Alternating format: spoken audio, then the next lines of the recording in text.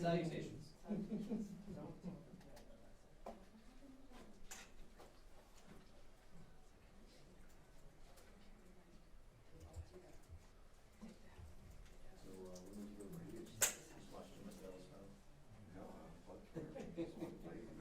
Oh yeah, still want to shave?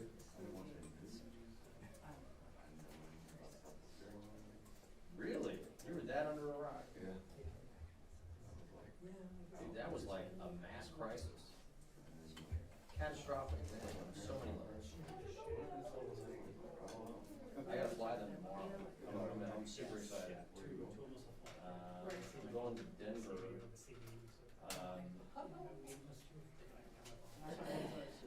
Going to Denver and then going to Montrose and then driving to Crested Beach. It'll be fun, but I don't think I'll have a problem. The weather will also be very nice.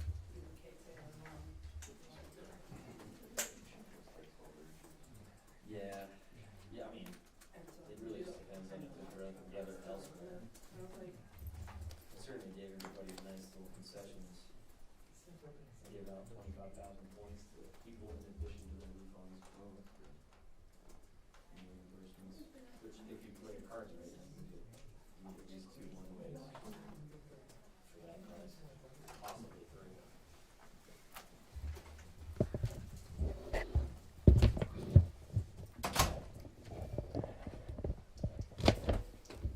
Just about a few minutes out from getting started. Does anyone need to do a mic check? Are we good? Can you do one just real quick? Okay, Be yep. short, please?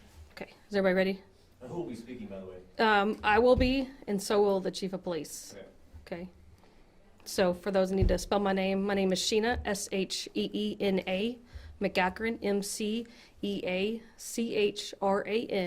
and I'm the Public Information Officer for the Richland Hills Police Department.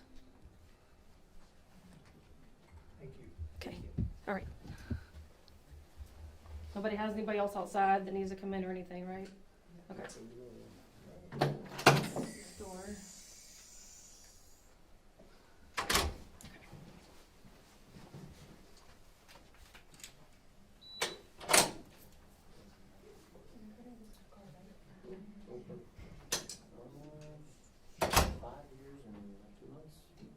I'm not gonna leave you too long.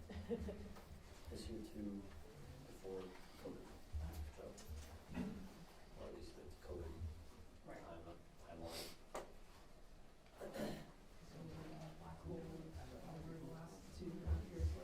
Yeah, that's what it feels like.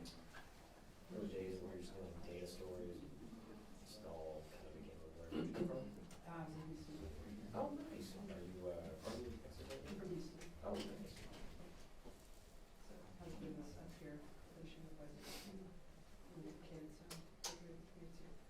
What's he specialize in? Oh, cool. Yeah. Very nice. Pediatrician? Family actually specializes kind of in like pain management. Oh, nice. Okay. Cool school. Once he gets out of residency. Oh, no, he's finished. Oh, he's done? Mhm. Oh, fantastic. That's exciting. Yeah, that's where I live. That's where I'm paying an ungodly amount of rent we were just talking about. Yeah. Yeah, I just got mine, I'll be another $100 a month, please.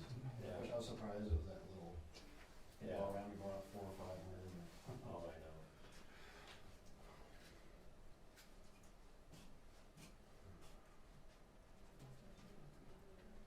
I'm like, look at that versus the cost of moving, I know. I was even in some of the suburbs, like it's still $1,400 for a nice place. Yeah, that's true.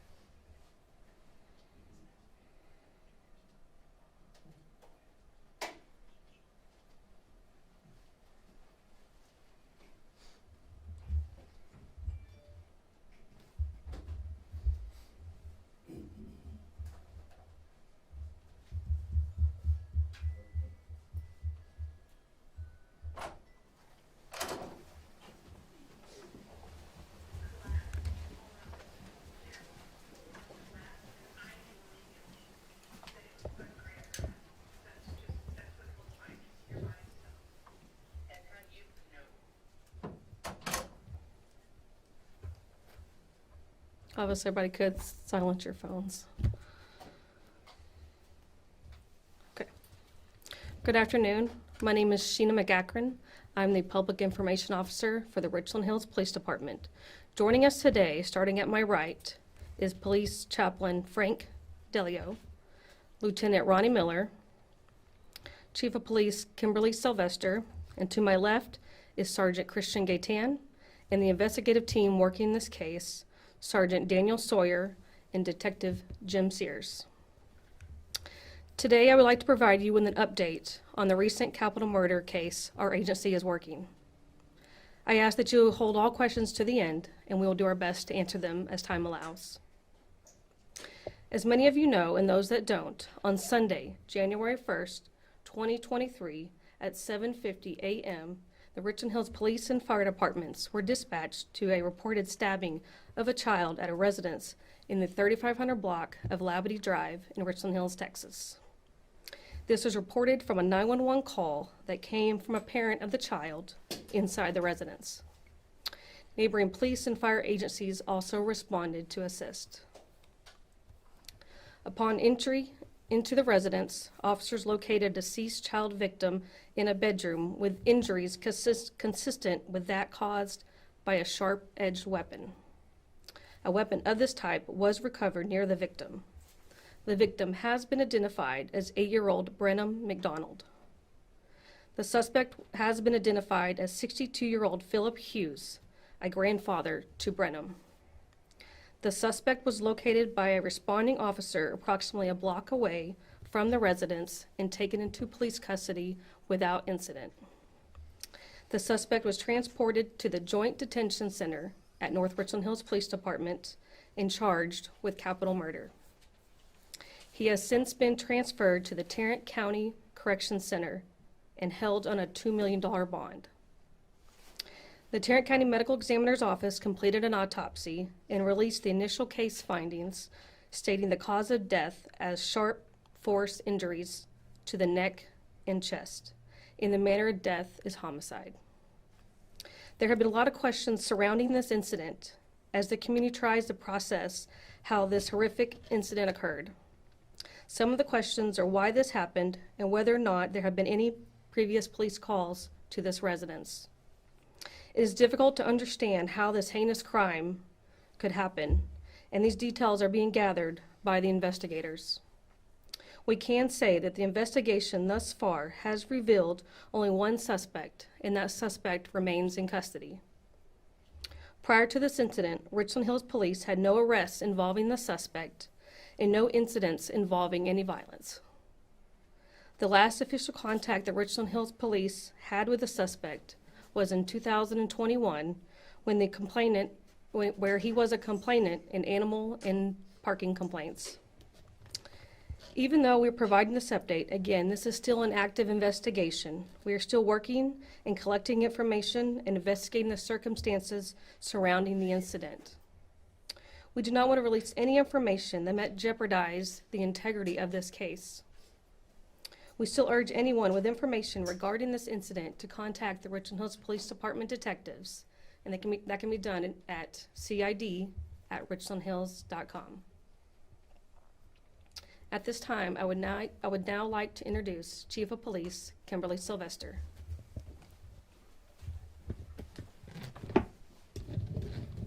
Good afternoon. As Officer McGackron stated, I am Kim Sylvester, Chief of Police for the Richland Hills Police Department. It is with heavy heart that we have to meet today to discuss this horrific crime that occurred on New Year's Day. On behalf of the entire Richland Hills Police Department, we offer our deepest condolences to Brenham's family. We made this photo today to stand up here with us of Brenym as we discuss this tragedy. Words cannot begin to express our frustration and sadness that we are all feeling as a result of this case. Nor can any words spoken heal the pain that comes with the loss of a child. Brenym had his whole life ahead of him. He was a smart and talented young boy who loved to sketch and draw. Yesterday, I met with Brenham's parents and some of his extended family to not only express our deepest regret for their loss, but also ensuring them that all support resources will be here for them during this time. We realize that this case has affected not only the family, friends, and loved ones of Brenem, but also our entire community and beyond. This has also been a tough, emotional investigation for our officers and staff that were first on scene and those handling this investigation. As police officers, responding to cases like these can take an emotional toll on our responding officers. As a first responder, you pray that you never have to respond to a call like this. But when the call does come, officers do their job and take care of business at hand. There is true evil in this world, and our community has experienced this with Brenem's death. Our role as the police department is to conduct a thorough and complete investigation and ensure that all the facts are uncovered and presented in this case to bring justice for Brenem. Based on the facts of this investigation and the evidence collected, we have the suspect in custody responsible for Brenem's death. We will do everything in our power and authority to work with the district attorney to hold this suspect accountable for his actions.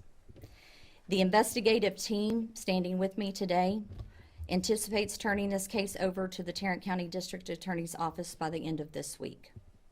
We have been in contact with Birdville ISD, the school district where Brenem attended school, which has also been impacted by this tragedy. School officials have been working diligently with their team of professionals to provide support to students and the faculty. I am extremely proud of the hard work by the men and women of this department working on this case. Police officers are humans. Many even have children that are Brenem's age. So our hearts break and mourn for Brenem's loss as others do. I want to thank the North Richland Hills Police Department for their assistance in providing us with additional resources to handle a case of this magnitude. Additionally, I would like to thank Alliance for Children for immediately reaching out and offering their services for the family and others affected by this crime. I would like to close by thanking our community for your outpouring of support during this time and ask that you continue to keep everyone involved in your prayers. Thank you.